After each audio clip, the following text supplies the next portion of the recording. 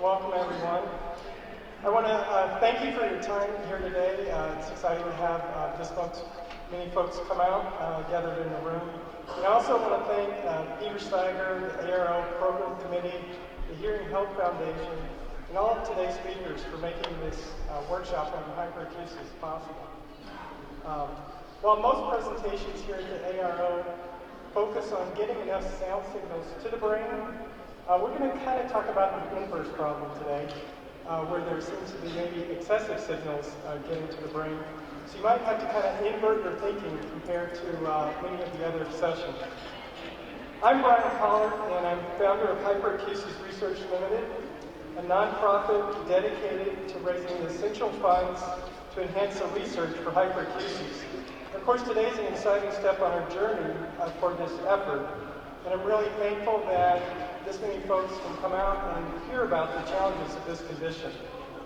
For myself, I'm a technical process expert in the semiconductor industry, and I'm fortunate to work in the industry that's part of the technological backbone that allows today's research that many of you execute to be done at an unprecedented speed. And the most advanced computing chips, like those you see here, contain billions of transistors. Now, in my role at our semiconductor fabrication facility, I analyze issues and provide a framework for the problem-solving methodologies that arise for the process. One of the primary problem-solving methodologies I use is a methodology called TREES, a Russian innovation technique that was formed from the development of scientific principles that apply to all innovations in virtually all industries. The theory of the technique is to break down systems to their most basic function level and simplify those to be able to develop concepts so that you can find a solution from a different industry. Simplifying complex issues is vital, as it takes many hundred of manufacturing operations to produce a chip, and just one non-optimal parameter in one step can cause the device to fail. Now that you know a little bit about my background, I want to have you focus on 4 key words for today's workshop: pain, patient, problem, and plan. I first acquired my hyperacusis condition in February of 2008 after a wood chipper was next to our house, chipping up a tree for several hours.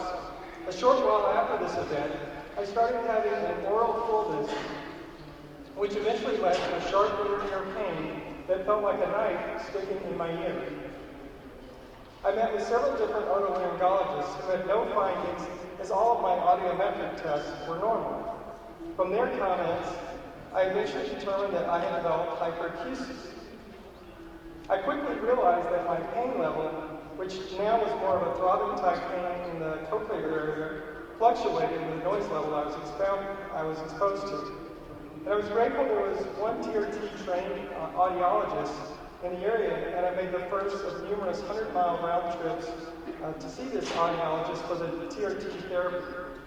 I did see some modest improvement in terms of what noises I could tolerate that would create pain, but there are still many everyday noises, such as loud music and long noises, that create pain that sometimes lasted for hours at a time. As a patient, I wondered if I was unique. Some on the panel here would say that maybe I do have some uniqueness, but my audiologist considered my symptoms to be typical. Eventually, I decided to study what other patients were experiencing from the hyperacusis blogs. And I saw a trend in the blogs that others did, in fact, experience similar or some worse levels of pain. I studied the demographic information about, well, where in the world are people focused on hyperacusis? Here you see a Google Trends analysis that shows the countries that stand out from those who have historically searched on the term hyperacusis. And you can see here that the Netherlands, Belgium, United Kingdom, United States, and Australia are those who have the biggest interest from their Google searches. For example, at the time, I could not find one clinical hyperacusis questionnaire that used the word pain. They used some similar words, distress or discomfort, but that didn't really describe what I felt and many others felt. So I kept digging, and along the way I had a lot to learn about the auditory system because that wasn't my background. I'm an electrical engineer by trade. And I contemplated, well, how could we fund research so that we can model these auditory systems sufficiently for researchers to be able to understand more about hyperacusis. In every field of science, asking the right questions is vital. So I started funneling my questions to researchers directly.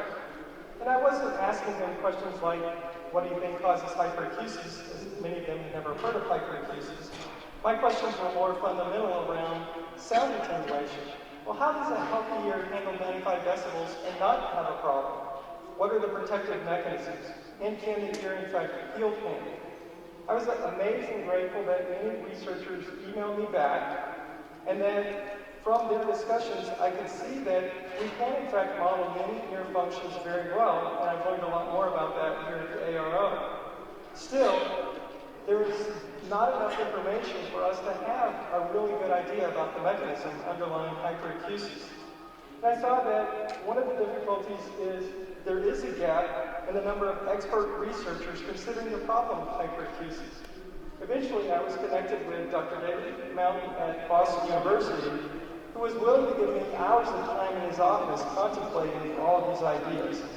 And Professor Mountain helped me to turn my curiosity into a meaningful effort. I knew we had to develop a path to get money to fund testable experiments for researchers. And so 2 years ago, Hyperacusis Research Limited was incorporated as a nonprofit in Massachusetts. And you'll notice on our site that we are dedicated to stopping what I term noise-induced pain.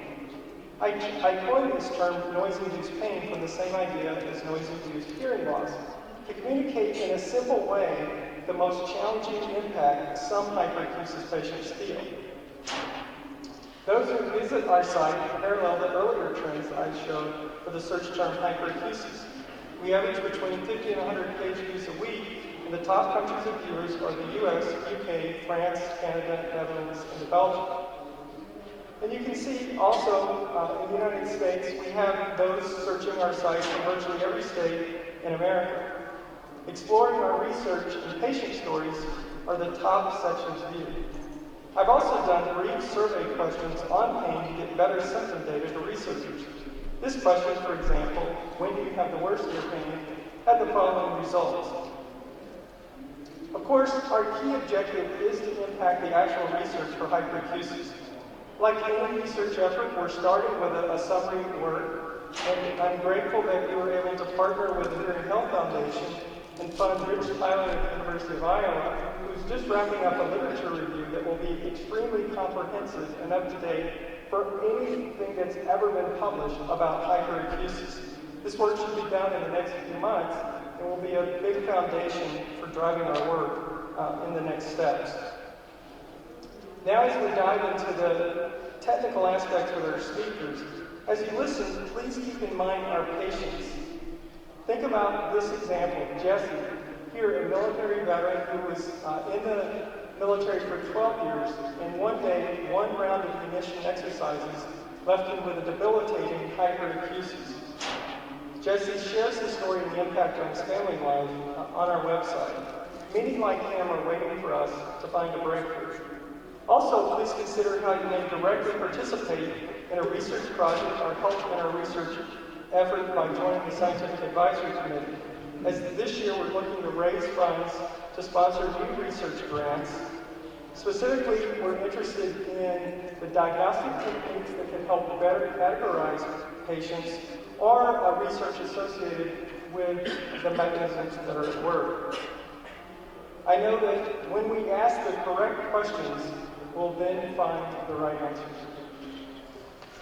So that's our introduction today, and I'm excited that we have a great panel of folks who spent a lot of time studying and understanding hyperacusis. We're going to start here with Bryan Moore, and I was recently able to see a video of Bryan giving a talk on psychoacoustics at MIT, and I was very impressed with his ability to take these complex systems and break them down and share in a way that made it understandable to a layperson like myself how the psychoacoustics affect things like what we'll be talking about today, the sound sensitivity. So let's welcome Bryan Moore.